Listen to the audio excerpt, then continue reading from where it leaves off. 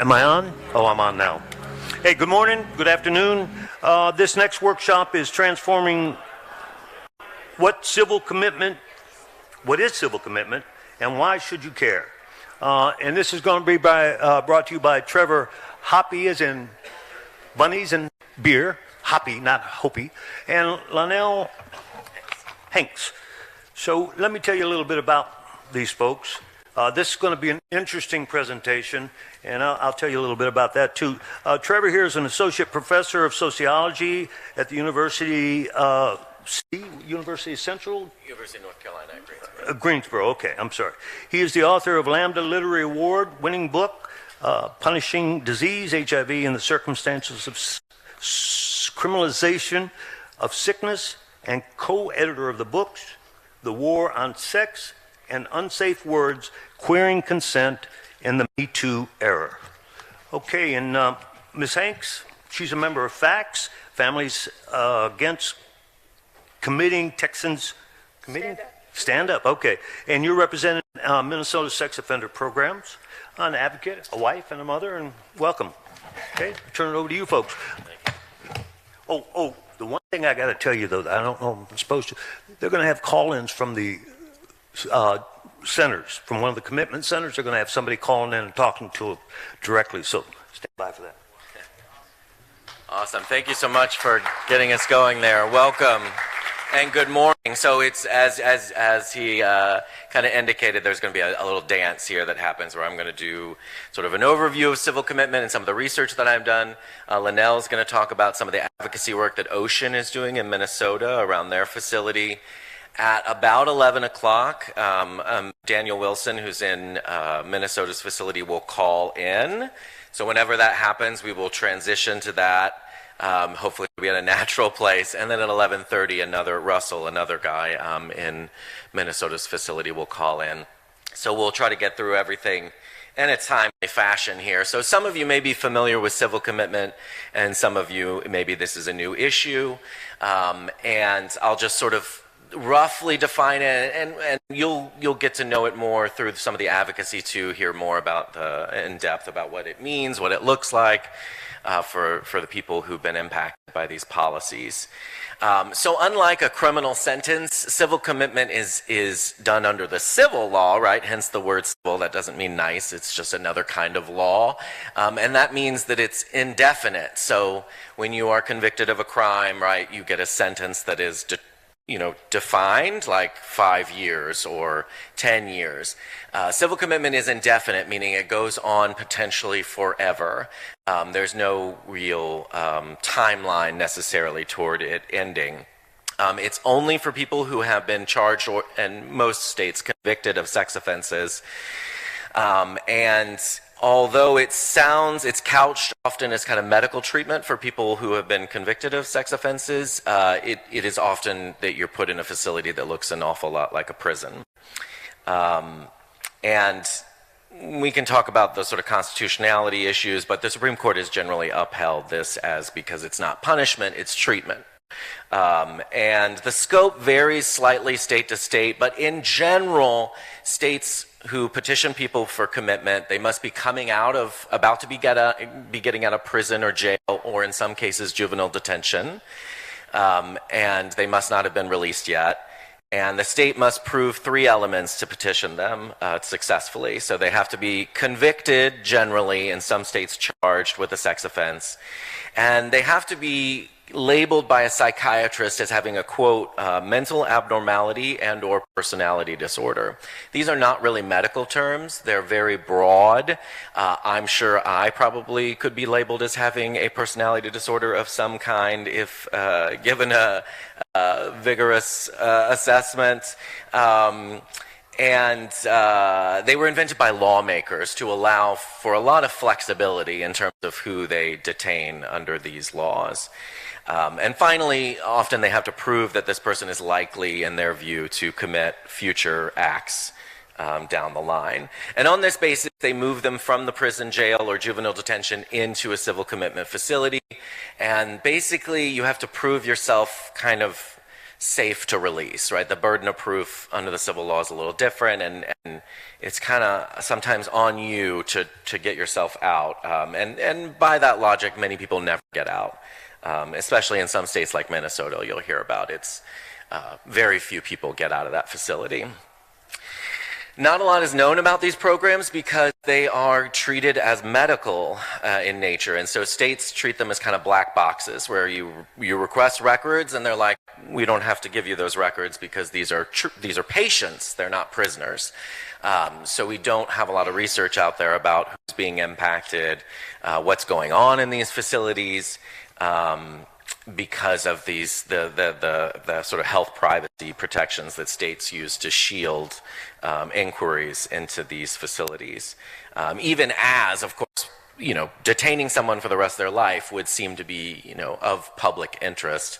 They're able to protect it under these grounds. That's why you may not have heard a lot about these laws, because these are literally sort of often referred to by activists as shadow prisons.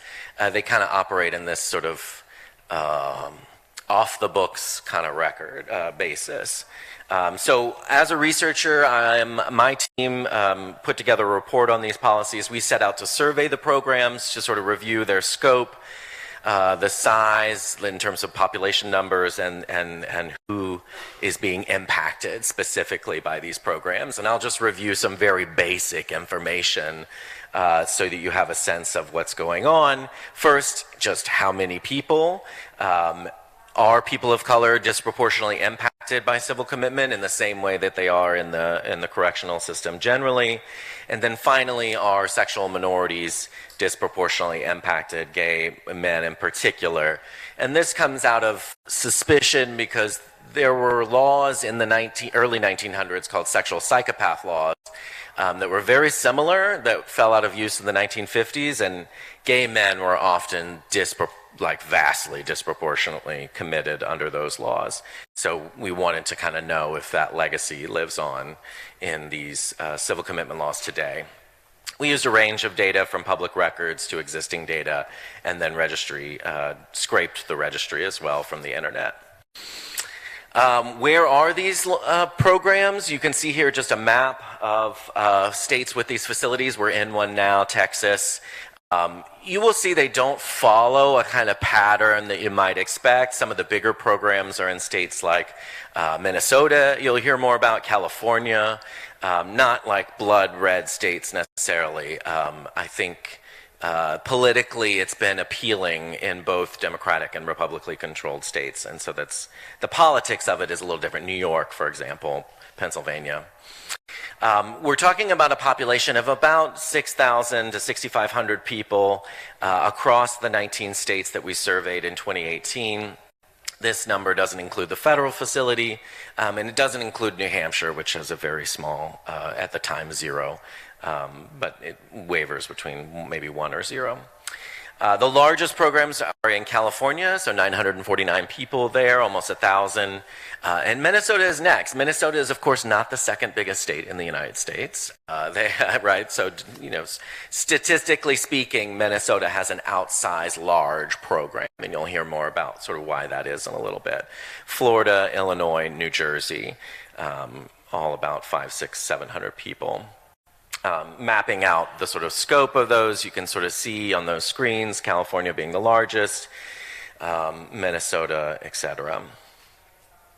So what we find in the report that we published on this about the racial demographic characteristics of who's being impacted, in about 10 out of the 12 states we looked at, black residents in those states face disproportionately high rates of civil commitment, so mirroring some of the trends of mass incarceration generally. The average rates of civil commitment you can see here in those states. Black residents about 7.72 per 100,000, white residents about half that. So about twice as high rates among black folks than white folks. And you can see this is by state. So in 2 states, white folks had a higher rate, that's Pennsylvania and Kansas. But by and large, we're talking higher rates for black folks, all the way to New Jersey with about 5 times disproportionately high rates in that state. Next, I'll talk just briefly about that issue of sexual minorities, our gay men in particular being overrepresented. We don't know their identities, so we can only speculate based on the only data that is available, and that's victim gender. And obviously, victim gender is not a perfect correlation with sexual identity or orientation, but it's kind of all we have to work with.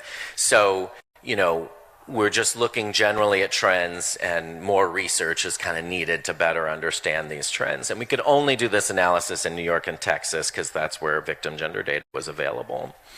And what did we find? Well, on the registry, about 1 in 8 people in New York had same-sex crime victims, men who had same-sex crime victims, versus 1 in 3 in civil commitment. So about 33% of New York's facilities, someone has a same-sex crime victim in that state.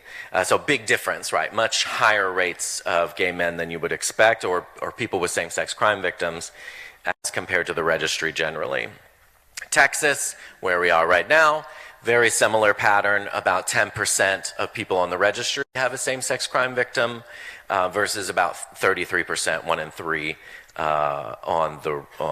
who's in the civil commitment facility in this state. So there does seem to be a pattern of people, perhaps gay men, if we know more, or men who have sex with men at least, being committed at higher rates than you would expect. And this is true, just, you know, FYI, for Black, white, and Hispanic men. This is by race. And you can see that there are higher rates of civil commitment than you would expect in each of those categories. This is true in New York and in Texas. Why would this be? What's going on which would drive this disparity based on sexual orientation? Well, one of the mechanisms is that one instrument, psychiatric instrument that they use to evaluate potential candidates for commitment is called the static 99. And this is just a statistical instrument that they use to evaluate your quote-unquote risk level. You know, whether or not that is an accurate perception is a different matter, but it's based on these sort of large-scale studies. And they ask you 10 questions, basically. How old you are, if you ever lived with a partner for 2 years or more, all the way down to the bottom, you see the 10th item is, did you have any male victims? As we know, sex of people on the registry are disproportionately men, almost to, you know, exclusively, very high rates among men. So asking if they have any male victims basically kind of bakes in, you know, a higher risk for gay men. Gay men necessarily have a higher risk than straight men. They're added an extra point, which can increase the likelihood that the state sees them as a potentially good candidate for commitment. So that static 99 coding could be one issue that's leading to this, and so people have been sort of pushing back about the use of that instrument. Also, a very high percentage of people who are committed are diagnosed by a forensic psychiatrist as having, quote, a paraphilia not otherwise specified, paraphilia NOS. Very broad DSM category that can be used to kind of label any sexual fetish, kink, interest that is perceived as deviant in any way. That could be being into leather, that could be being a voyeur. There's lots of different things that might be baked into that category. There's, you know, people are wondering whether that might be also a way that gay men are being, you know, seen as labeled as deviant in the eyes of an evaluator who is generally obviously straight. So again, it's very basic information, but at least just sort of starting from there, this report just tries to lay out some of that sort of general, broad picture stuff, and then Linnell is going to get into some of the more nitty-gritty of what does this look like on the ground. So we found that over 6,000 people are detained in these states. Black men disproportionately high rates, and men with same-sex crime victims also disproportionately high.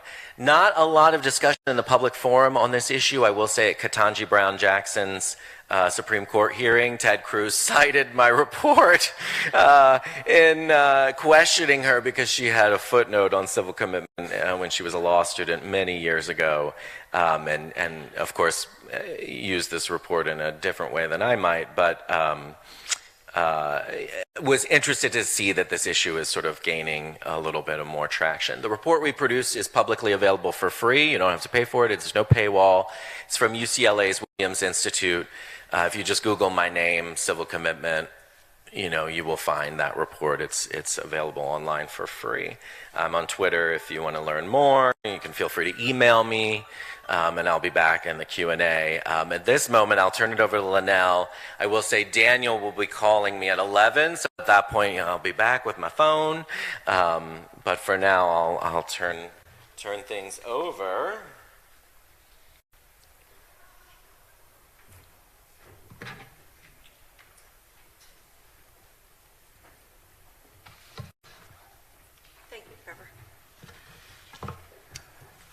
Hello, my name is Linnell Hanks, and I'm with FACTS, Texans Against Civilian Commitment. Texans Stand Up. Yeah. So there we go. I spit it out. What is civil commitment? Why you should care, and why we need to get rid of it.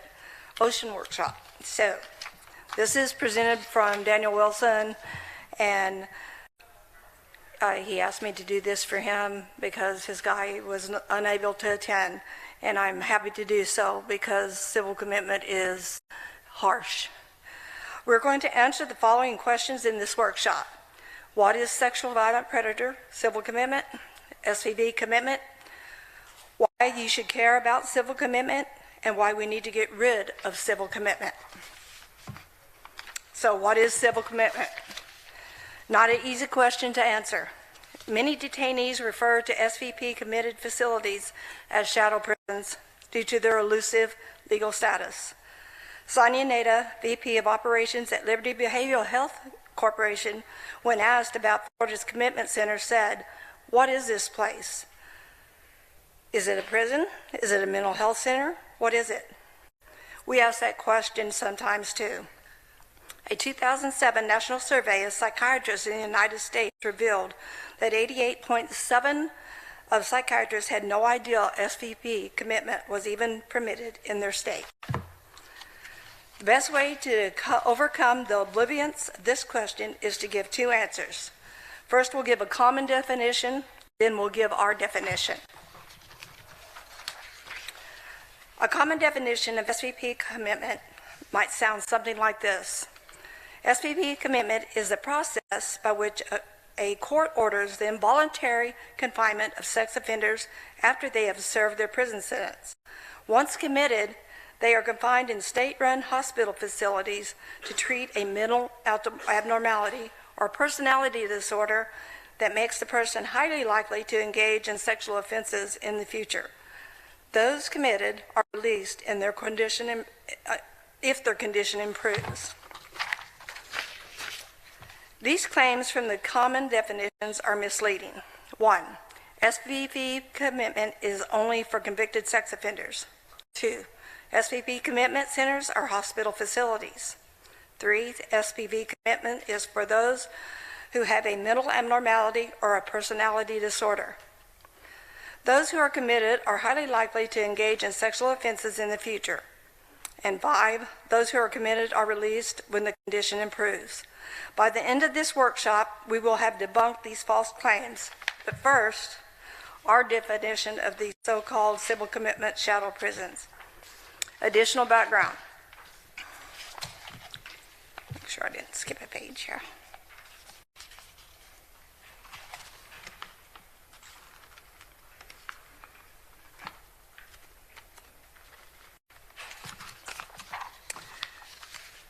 These claims from common definitions are misleading. I done did that. Okay, so here we go to the video. How do you get down there, Trevor?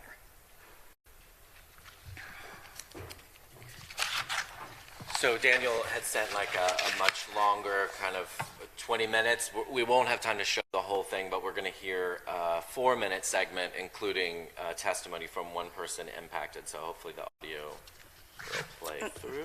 Under an older And this civil audio commitment is law. from Daniel Larson. When the 1995 law passed, he was transferred under the new commitment law. Years of age. During a July 18th rally held by the MSOP Coalition on the steps of the Minnesota State Capitol in St. Paul, a message was shared from Daniel Larson. My name is Daniel Leland Larson. When I was 15 years old, authorities in the state of Minnesota locked me up in a maximum security facility. I have been here now for over 43 years. I have never been convicted of a crime. I'm being confined because the state has made a prediction that I might commit a crime in the future. Unless something changes, I expect to die here. When I was only 10 years old, I witnessed my mother and her girlfriend being murdered. He shot her at point blank. I then testified about it in court. I was then sent to live with my grandparents. I was angry, sad, lonely, and confused. I didn't know how to process the murder of my mother and her girlfriend. I needed help, but I had no one.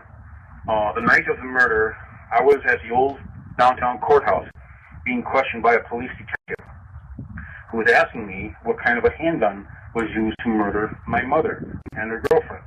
I did not know one handgun from another as a 10-year-old boy. So instead of checking with ballistics or asking me if I would look at a book with photos of handguns in it, the detective pulls out his revolver, almost shoving it in my face, scaring me and asking me if it looked like this, which was inappropriate. My grandfather had not gotten to the courthouse yet. Otherwise, I don't think he would have did that. In 1976, I was evaluated at the Security Hospital in St. Peter, Minnesota. I was 15 years old. On September 27th of 77, Judge James Knudsen ordered that I be committed indefinitely. I was never allowed to go to court to defend myself. I was committed anyway, and at the honorable age of 16, I was sent to a maximum security facility with adult men without being certified as an adult, which is illegal.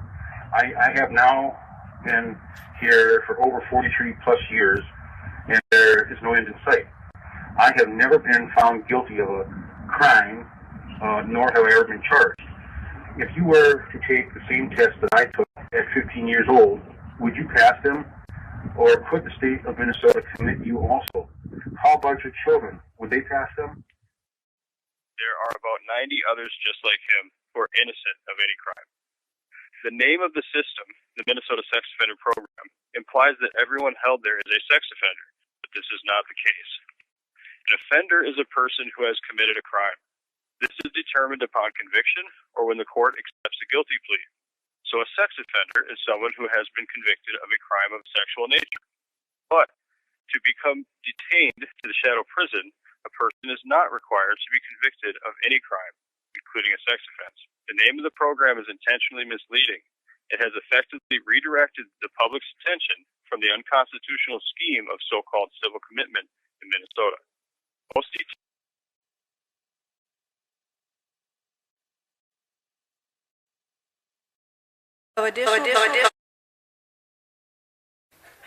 Remix. Okay, some additional background. In 1990, Washington State developed the first shadow prison. In 1994, Minnesota developed the second shadow prison at 750 detainees. It is now the largest per capita in the country. By June 2007, 20 other jurisdictions, including the District of Columbia and the federal government, passed similar laws, making it a total of 22 jurisdictions with shadow prisons. The U.S. Supreme Court approved shadow prisons laws in Kansas versus Hendricks, 521 U.S. 3046. 1997, Kansas versus Crane, 534 U.S. 407 in 2002. The U.S. Supreme Court laid out the blueprint for shadow prison laws in Faucha versus Louisiana, 504 U.S. 7182 in 1992. The top 10 reasons you should not care and why we need to get rid of shadow prisons in America. Reason number 10, shadow prisons are prisons, not hospitals. These are actual images of the shadow prison in Minnesota. Reason number 9, shadow prisons are a violation of international law.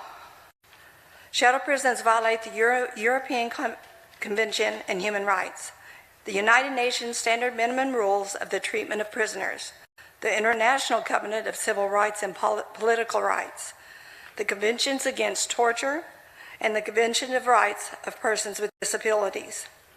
Stephen Wissett and Sean Sutherland found refuge in Germany and the United Kingdom, respectively, to avoid being detained to shadow prisons in the U.S. Reason number 8. Almost anyone can be diagnosed with a mental abnormality or personality disorder. The definition of a mental abnormality is so broad it can apply to any behavior.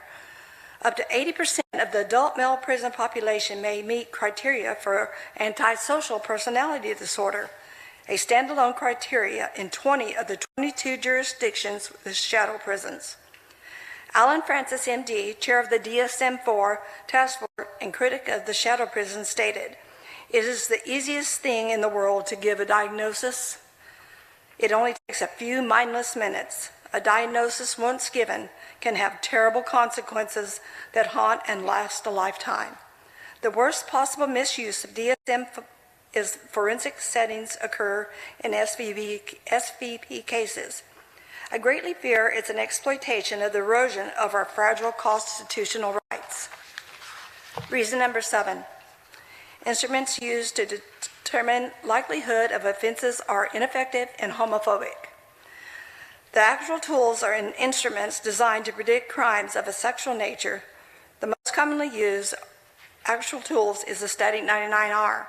The static 99R has a rate of false positive and false negative results. One study found that a group of sex offenders identified by the static 99R to meet commitment criteria turned out to have almost a third fewer sexual recidivists than what would have been expected with typical sex offenders. The static 99R contains 10 items. One is a question asking whether the person has any male victims. An affirmative answer to this question increases the likelihood of the individual will be committed. The term victim, as it relates to the static 99R, does not mean there was a conviction of a crime necessarily. Allegations, charges, and even acquittals involving victims are 2 to 3 times as likely to be detained in shadow prisons than those with female victims. As a result, an astonishing 49% of the confined in Minnesota are of the LGBTQ community. Reason number 6. There is no effort to discharge even those the most harmless. 1/3 of the shadow prison in Minnesota are over the age of 60. The recidivism rate of men over 60 is 0%. There are at least 55 juvenile offenders detained in the shadow prisons in Minnesota, many of which have been confined for decades. Some are labeled juvenile offenders, but are not juvenile offenders. Daniel Larson, a shadow prisoner in Minnesota, has never been arrested, charged, or convicted of a crime, any crime. He is not an offender. He was committed when he was 16 years old. He is now 61 years old. He has been incarcerated to the shadow prison for over 46 years. Reason number 5. Shadow prisons are the result of moral panic. The sex panic is premised on a twofold myth. Sex offenders kidnap, assault our children, and second, that those who commit sex offenses recidivate at a high risk. Decades of extensive empirical studies show these assumptions are false. You may have heard that sex offenders recidivate 80% of the time. This is false, but the statement caught on was quoted in numerous court cases throughout the 90s. Reality is, convicted sex offenders have the lowest rate of recidivism among any other criminals. One study of the federal government followed every offender in the United States for 3 years and found that only 3.5% recidivated in 2003. The Department of Justice published a report studying sex offenders and found that only 5.3% of them recidivated. And now we will have Daniel Wilson from MSOP. Hey, Daniel, I'm going to put you on speaker here, and let's see if we can get you on. Can you go ahead and talk? Hello. Can everybody hear me? Yes, they can hear you loud and clear. Okay. I have about 10 minutes if there's any questions, but I first want to say Thank you to everybody for showing up. It shows a lot of commitment to learning more about this, and it's not necessarily an easy subject, so I just appreciate everybody being open-minded and showing up. Is there any questions about what you've seen so far? Yeah, we're just on reason number 5 in your presentation, so we're trucking through the material. We have about 50, 60 people in the room, and I'm happy to field questions if people want to ask Daniel any. Yeah. So Daniel, I'm curious, do they even pretend to offer you treatment? Does it feel like treatment? Does it feel like prison? What does it feel like in there? What do you do all day for 60 or 46 years? Did you hear that? I think I caught most of it. Correct me if I'm wrong. Does it feel like prison? Is it basically the question? Yeah. Is there treatment, or is it most like what is it? What's the They day-to-day even life pretend like Is it's there treatment. Yeah. That's a great question. So I did about 4 years in an actual state penitentiary before I came here. Now I've been here 8 years. And I can tell you it's exactly the same. They use the same policies from Department of Corrections, and they just put a new name on them. And there's even more policies than in prison. As far as treatment, I do about 4 hours of treatment a week.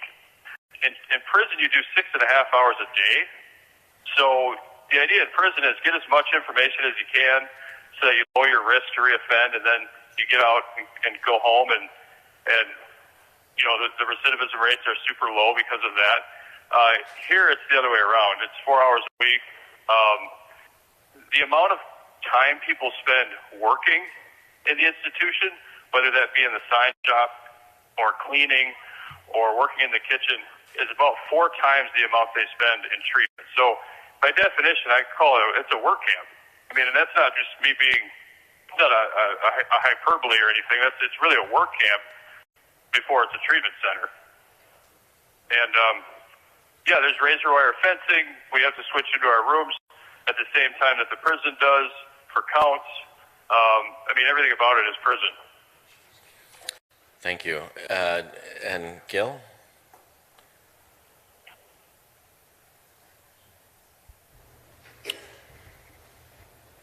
Good afternoon. In Florida, the prison that houses civil committees is run by a private entity. Is your facility run by the state of Minnesota, or is it a private facility? Yep. Good question. It's ran by the Department of Human Services, which is a state department. It's going to branch off into its own department, and I believe that begins July 1st, 2024. They passed a new law. So it will now be the Department of Direct Care and Treatment, but yes, it's a state department. Okay, my other question is, again, in Florida, people that have been civilly committed have a due process right to be reviewed at certain intervals. They are evaluated. They have the right to bring in their own psychologists, present evidence, and have a screening every so often. Is there a review process in your state, and what does it consist of? That is probably the most important question anybody could ask, I think. Not to belittle anybody's questions, but that's a great question, because that's hitting at the heart of what this whole thing's about. It's supposed to be about mental illness, and we have a right to psychiatric review according to certain case law. And to answer your question, no, we don't get annual psychiatric reviews. The reason Minnesota gets away with this is they have what's called a variance. The variance allows them to get around the Minnesota rule and the case laws. The rule says, and this is a rule that's established in, it's an administrative rule under a certain code, 9515-3030 subpart 2, which says that we're entitled to psychiatric review every year. However, they have the variance that says we don't want to do it, so we don't have to do it. they've been getting away with that for about 20 years. And the result of that is now a person can get committed even if they're not mentally ill. And now we have 750 people committed, and we have the highest commitment rate per capita in the whole country. So it's about 131 people per million are committed in Minnesota, and that's a direct result of that variance. So it doesn't matter if you're a criminal, it doesn't matter if you're mentally ill or not. In fact, you can be completely innocent of any crime, and you can get committed for the rest of your life in Minnesota. Thank you. Next question. Have they outlined to you any way that you might achieve release or rehabilitation, and have they given you any reasons why you have not met that in your time there? That one was a little harder to hear. Yeah, so have they outlined any way in which you might be released or given you sort of direction on what that might look like? Is that a fair... Yeah. Now, whether the answer is yes, they've given us an outline. Is it an honest, genuine outline? No. There's no clear path home. They'll tell you there is, but 98 deaths in 28 years sort of tells us the truth that there's no way out. There has been 18 releases, all of which are not a result of completing the treatment. They're a result of legal technicalities. These guys went to court and fought and either got their commitment overturned after 20 years of litigation, or most of those 18 guys are juvenile offenders, and they were able to convince the judge that they should have never been committed. But we still have 60 juvenile offenders, and we have about 90 guys who have no criminal record at all. It's sort of case by case at this point. You know, guys have to just take the initiative to find the right lawyer, to make the right case, and try to get out on a technicality, basically. But the treatment program will not work. Thank you. Next question. Daniel, I think you said you've been there for 8 years. In those 8 years, how many of the guys there have been released because they have fulfilled the treatment program or been approved that they are no longer dangerous to society? Did you hear that? I missed pieces of it. So in the 8 years you've been there, how many people have been released because they completed the treatment guidelines or were determined to be safe to be released? 0. 18 have been released. 17 of those I was here for. So the program, existed for 23 years before a single person got released. I got here and banded together with a group of men and put a ton of pressure on MSOP, and I believe that helped get 17 people out, but it's hard to make that conclusion. But they did not get out as a result of treatment. They got out as, like I said, a legal technicality, or the court sort of forced MSOP. Yeah. I think we're at 9:30, so I know you'll have to jump in a second. We might have time for one quick question. You get a 10-minute phone call. How often? Do you have any email? What is your access to the outside world? Yeah, what's your access to the outside world look like, Daniel? Wow, that's a good question, too. It's pretty limited. We have to pay for our own phone calls just like prison. I'm not really complaining about that, but I have a big limit right now because a couple weeks ago I approached a tour that was coming through the facility, and it was a tour of lawyers, I found out later, and I was surrounded by staff and was shut down pretty quick, and I got about 28 days of restriction based on that. And so now I have 10 minutes an hour on the phone. That's why I'm kind of trying to rush through some of this, and I apologize, but they could write me up for being on the phone right now. We don't have internet. Our mail is really censored. I'll get mail back if it's something that's negative about the program, so I can't send anything out that's negative. It's very difficult. If I go through my lawyer or something, I might be able to pull it off, but we're extremely censored. I'll probably get, my therapist will probably come talk to me about this phone call, but, it's just something I just keep doing until they completely cut me off. But, I'm going to fight until there's no fight left. And, I just want to make a last point before I got to go. This is primarily about survivors. This is not about me. This isn't about the men here. That is a piece of it, but what's happening here is laying the groundwork for some really dangerous laws that has only so far affected 20 states, but there's no reason this can't expand further. And they claim that it's sexual assault prevention, but there's no proof of that. There's no evidence that this has prevented any sexual violence at all. In fact, there's studies out there that say that it's exacerbating the problem. The goal for me, anyway, I can't speak for anyone else, but I would like to see the money that's wasted on these programs reallocated to programs that are proven effective in preventing sexual violence and keep our community safe. I have a 12-year-old daughter.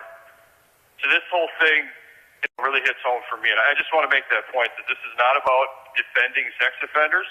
It's about using our brains and doing what works. I thank you guys so much for being open-minded and showing up today. Thank you so much, Daniel.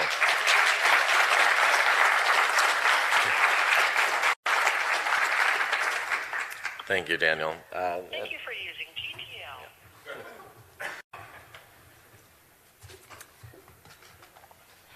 GTL. Okay, reason number 4. Minority groups are clearly targeted by shadow prisons. In Minnesota, Native Americans, 1.4% of the free population and 8% of the shadow prisoner population. In Minnesota, blacks make up 7.4% of the free population and 15% of the shadow prison population. In 13 of the 22 jurisdictions, black residents face a rate of shadow prisons detention of more than twice that of a white resident. Reason number 3. Shadow prison authorities require detainees to watch child pornography. And this word is kind of hard to say. The penile polysmograph, it's short for PPG, involves placing a pressure-sensitive device around the male genitals. The subject is then presented with an array of sexual stimuli, including those of children, in order to determine his level of sexual attraction. The device on the subject penis measures changes as the erectile responds. Not only is this simply intrusive and immoral, studies show that being aroused to a particular stimuli does not equate to a likelihood to commit a crime. Participating in the PPG is often a requirement of progression through the shadow prison program. Reason number 2, shadow prisons lay the groundwork for concentration camps in America, and that's exactly what they are, concentration camps. Judge R.A. Randall asserted the shadow prison in Minnesota bears an eerie resemblance to the old Stalinist Russia winter resort for political dissidents of the Gulag Archipelago. Yeah. I told him he wrote those words that I could not pronounce. Ronald Sullivan of Harvard University weighed on the shadow prison in Minnesota. The right to be free, the basis of other rights deemed fundamental in this country, the right to earn a living, to have children, and it prevents this nation from devolving into tyranny. The government must tread lightly when it intrudes on that freedom, and enacting safeguards to prevent it from overreaching. That is what occurred in Minnesota. Eric James, past president and dean of the Mitchell-Hamlin School of Law, stated that Minnesota Shadow Prison embodies a very dangerous jurisprudence in which a group of people are reviled a dangerous in eyes of the law and inhabit an alternate and diminished legal system. In the early 1900s, the eugenics movement forced sterilization. I swear to you, it is the very same idea that's going on here. Some people have to give up their liberty and get involuntarily sterilized for the benefit of society. Civil commitment embodies the same idea that it's okay to designate a certain group of people as outside of the group and that we care about, and we can treat them however we want. Daniel Larson was committed at 16 years old. He is now 61 years old. His opportunity to start a family has come and gone. Larson, along with every other person confined in shadow prisons, are victimized of forced sterilization. During the creation of the Minnesota shadow prison law in 1994, Minnesota Senator Neville admitted, "All we have to do is take the word sexual out of the statute, and we could be committing people of any kind of harmful conduct." Shadow prisons are a threat to everyday innocent Americans, not just convicted sex offenders. Janice also stated, "This issue is not needing a sex offense history to be committed in Minnesota is only one of many ignored. Glaring concerns with Minnesota's civil commitment system. Around 90 people detained in Minnesota shadow prisons have a clean record. The name of the facility, Minnesota Sex Offender Program, coupled with the fact that prosecutors targeted convicted sex offenders, casts the illusion that a sex offense conviction is required for a commitment. It's not. Minnesota is not the only. 14 of the 22 jurisdictions that allow shadow prisons do not require a criminal conviction of any kind as prerequisite of shadow prison detainment. For unknown reasons, the death rate at the shadow prison in Minnesota is currently 1 every 60 days, making the average life expectancy only 65 years old. That falls in line with formula for eradicating the undesirables.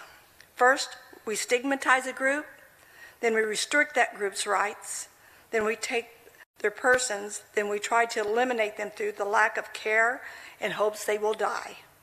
Then we kill them all. That is the final step. That is the only step left for those accused of sex offenses. That is genocide. Earl Yarrington. And the number one reason why you should care and why we need to get rid of the shadow prisons, I'm not going to do his drum roll.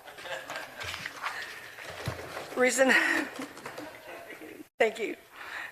Reason number one, shadow prisons take resources away from the effective programs that can actually protect our loved ones from sexual violence. Almost $1 billion will be spent on shadow prisons in the year 2024. Shadow prisons have prevented less than 1% of all reported sex offending.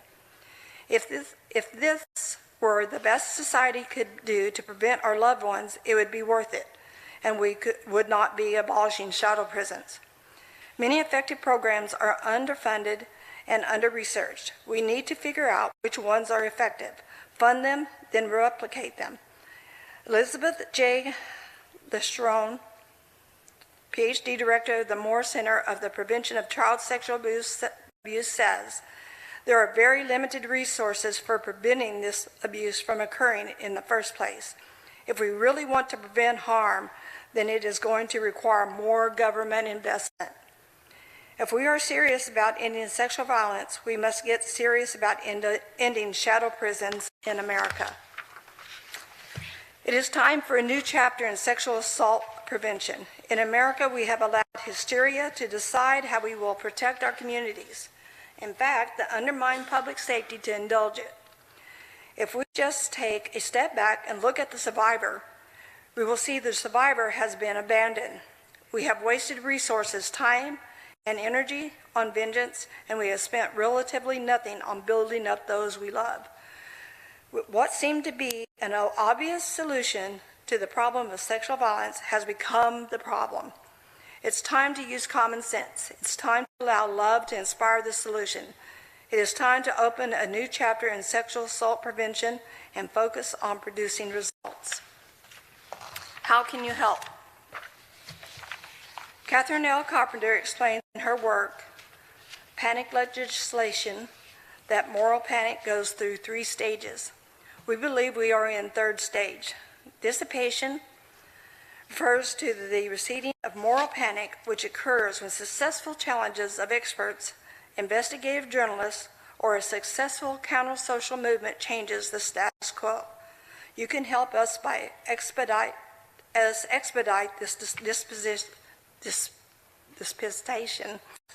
disputation process. In Minnesota, we are abolishing the shadow prisons, which will begin a trend of shadow prison abolition across America. We're simultaneously identifying and supporting effective approaches to protecting our communities. There are various grassroots efforts challenging shadow prisons across the country, including here in the great state of Texas, all with their own unique approach. Ocean can help you find those you might work well with. The contact information is on the screen, and we still have a few of the actual PowerPoint. And we should be receiving a call from, about 10 more minutes. On a personal note, I'm a mother of a son that is in Texas civil commitment, and it is a concentration camp. Their therapy is limited. Their first sole part of punishment is taking away their contacts. So if my son gets in trouble, they want to remove me so he can't talk to me. They don't get a 10-minute call if they're being punished. They don't get no call at all. They use riot gas. If they punish someone, they'll drop them in tier for just minor anything. So it's really worth. We're a new group, and we've had to educate ourselves over the last 8 years. My son will be this year 8 years after spending 6 years in prison. So he's been in civil commitment longer than he was in prison. So as we learn each year more and more, we are able to try to help educate the community and our legislators on civil commitment. Sadly, our legislators are kind of closed-minded when it comes to that, but we have this year got some responses, and that has been very helpful. So if you have any questions, I'll be happy to answer. And if you have anything to add?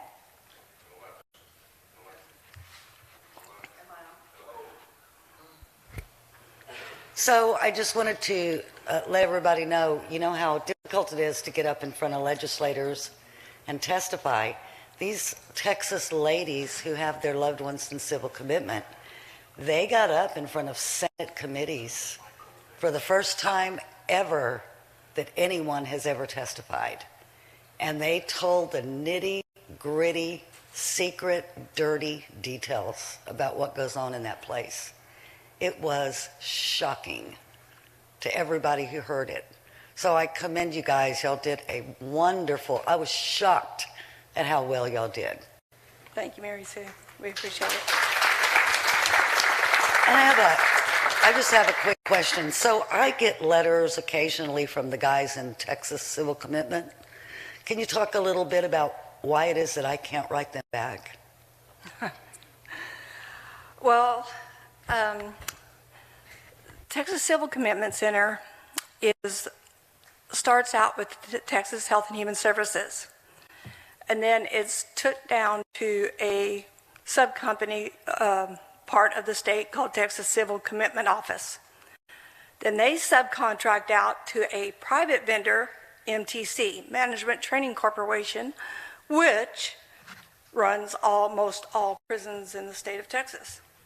So needless to say, all of our civil commitment that should be done for rehabilitation is run through prisons. The Texas Civil Commitment Office makes the residents get a requirement. You have to get permission to be on someone's contact list. So if, as in my son, it's me, my son, my husband, and his brother. As of yet, no, and my sisters.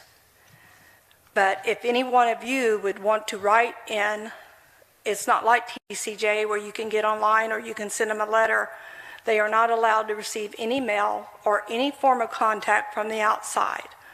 They are not allowed to call 911 if they have an emergency. Matter of fact, a gentleman was just lost his sister as a contact because as my son was being sprayed in a locked cage of the law library, he has seizures. So he ran and got on the phone and called his sister, and his sister immediately panicked and just did a three-way call to 911. She is now unable to talk to him because she did a three-way call, and that has been for 2 months now. So they cannot write. They should be able to write. I know they write Texas T. I don't know if you start sending the letter, does Texas Voices go into civil commitment? Your letters? Okay. If they would allow your letter, then they would be allowed to respond to you. Their mail is not supposed to be censored. They do make them open it in front of them, but they're not supposed to read it.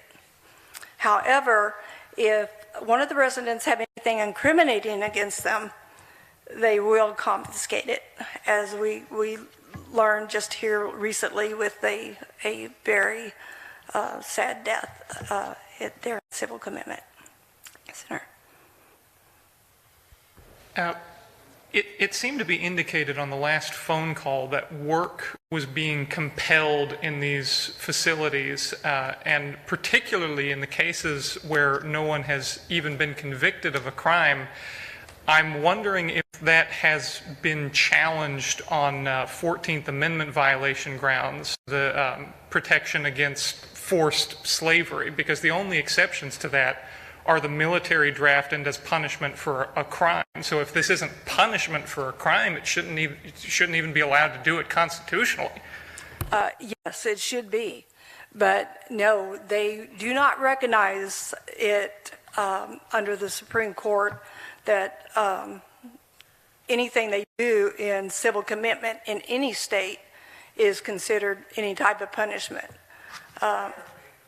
They refer it as therapy. They're training them for a future. I'm not sure about Minnesota, what tier level they're allowed to work in. Do you know that question? I do know in Texas. 3s and 4s are allowed paying jobs. 3s and 4s are allowed paying jobs. Everything else is a volunteer level, and they're supposed to take care of their house. So if you're a tier 1 for say 8 years, then you don't get to work unless you want to voluntarily work. And I guarantee they don't want to work if they don't, to make that place look any better than what it is, because it is a prison. They have double razor wire, more than what an actual prison has. So they just don't do it. So my name is Joe. I'm from Washington. My whole career is in civil commitment defense work. Yeah, so I'm a social worker. I'm astonished. I love the presentation, but I'm shocked because in the last 5 years, I've helped release 68 guys on conditional releases. And just while I was here yesterday, a lawyer contacted me and 2 more. So my question is do these guys have lawyers and social workers that fight to get them out? Washington, we're pretty progressive. I have 120 clients on my caseload from civil commitment, and they're getting out. They're getting released every week. So I'm curious if these guys in these other states have attorneys or assigned attorneys and social workers to help that process of getting them out. The answer for the social worker is absolutely not. They're not on their collateral contact. So their case managers are not considered social workers. It's just really, most of the men do their work pro se, which the state of Texas has now put in a new law that takes effect September 1st, which will probably make it almost literally impossible for them to be able to file any lawsuits for themselves unless they already had them in prior to September 1. Up until recently, there was only one attorney in Texas that actually knew anything about civil commitment law, and his name was Bill Marshall, and he now has retired. And then recently, the Texas Cure has jumped on board with Texas Civil Commitment, and we now have an attorney, hopefully, that is willing to take on this challenge. And the challenge is, because it's been kept such a secret, they don't know the 841 law. So as they're doing this, they're having to teach themselves and learn the ins and outs of this very vague law that has been put out there for everyone. I'll just add briefly that I think it varies a lot by state, and part of the problem is that it's civil, and so you don't have like a criminal public defender. It's a different process. So in Florida, for example, they do have something like a public defender who is assigned to their case. These cases obviously drag on forever and are very complicated, and there's a lot of material. So, hiring a private attorney would be generally out of financial reach for most people just because of the sort of scope and long-term nature of these cases. But so I know at least in some states they do have access to attorneys, but it sounds like in Texas it's rather limited. Well, they do have what is called State Counsel for Offenders that is run in conjunction with the Special Prosecution Unit out of the Texas Department of Criminal Justice. So we got two agencies paid by the same people to represent. Guess where the money goes it goes with the Special Prosecution Unit. The attorneys they're not allowed to represent these men to the full extent of the law. They're not allowed to tell the jury that there's not really any treatment there. They're not allowed to tell them anything that involves Texas civil commitment, period. So the jury, when they hear the Special Prosecution Unit, focuses at the very end, at their closing statement, on the crimes that they had committed, not that they have a behavior abnormality. So the last thing the jury hears is the crimes that they had committed that they already served their time for. So, and then you have this. Then you have, we had one judge out of Montgomery County, Judge Seiler, that, sorry, he shouldn't have been a judge, that was very biased against the sex offenders.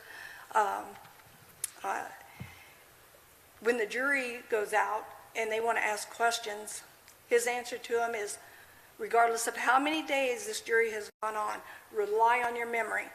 Rely on your memory. They send back questions constantly, and then if they get stuck, as in some cases, he'll say, well, we're not going to take this another day. You make a decision now. So if you've got 11 to 1, 10 to 2, and they have to make a decision, 100 times out of 100, the decision is going to be to civilly commit these men, regardless of how they actually feel. Ms. Robertson? Okay, Vanille. Let's hit on can you explain to the rest of the people in here that may not know of some of the sabotatory acts that are committed in the Texas Civil Commitment Center against our guys, like the sabotage treatment, the understaffing, shortages, the excessive force, and so on and so forth? Can you kind of educate them on some of the instances that goes on a consistent basis in there where the whole system is like set up for failure, for them never to progress out. You know, we could start with maybe the understaffing.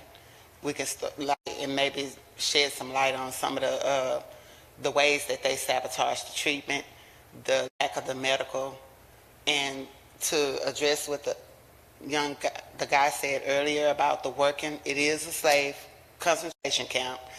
It's bodies for dollars. Let's talk about all the money that they rake in from the state, the millions of dollars, all the money they fleece from our family members just so that we can send our loved ones the basic necessities while they feed them give them minimalistic food just to survive, things like that. You kind of enlighten these people about how things go. I can touch on that a little bit. Okay. I know Ms. Brady is going to do a civil commitment, Texas civil commitment at 1:30. They do inhibit the treatment. As I said earlier, any kind of form of talk back or anything, they find any little thing they want to try to knock you down in tier. If you don't go to group, you can get knocked down in tier. If you're having a bad day, and we all have them, and sometimes we're not very nice on those bad days, they'll be punished for it. And the question I asked them is, we all have bad days, and we're not always all in a good mood. So, how do you relate to that to these men in here that, sometimes they may wake up, they may have a headache, they may not feel good, they may be sick. And to do a medical request, you need to know you're going to be sick 2 or 3 days in advance in order to be seen by medical. Unless you're being carried out into an ambulance.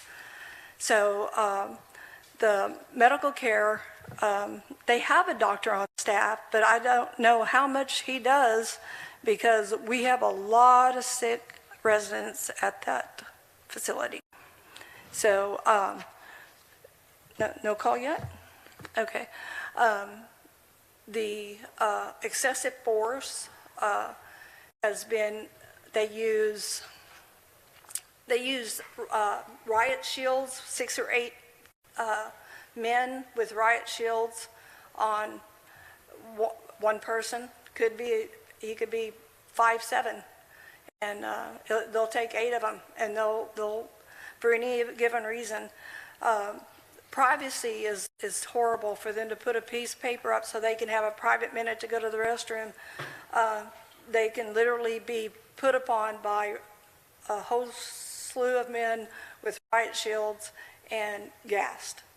So they make verbal threats to the residents. I know of one incident of a captain that made verbal threats, and a year later, he made that threat come true. So the resident spit up blood for 3 days. So it's just a horrifying thing. Prison itself and the injustices that they have to face is bad enough. But then when you go to civil commitment and you have all your rights stripped from you, period, I mean, there's just no way out. A lot of them will tear off their ankle monitors just to go back to prison to have a better life. There's been several that have committed suicide because they found out after their loved ones have passed away, because they will not tell the client that their family members are sick or give them the opportunity, as if my son was in the hospital, I would not know. He would die, and I would not know until after he died. So it's a lot to go to dig into, but you might find it very interesting because it will really blow your mind about how many of our constitutional rights are being violated in every civil commitment center in the United States, and because they are all the same. all their rights are violated. And thank you very much. Now let's give our fellow from the Civil Commitment Center another round of applause. That took a lot of courage. We appreciate you bringing that to us. I think we've got a small break, and then we've got another workshop in this room. Oh, yeah, current challenges to residency restrictions. So we'll see you back here maybe. Enjoy your lunch, or enjoy your break.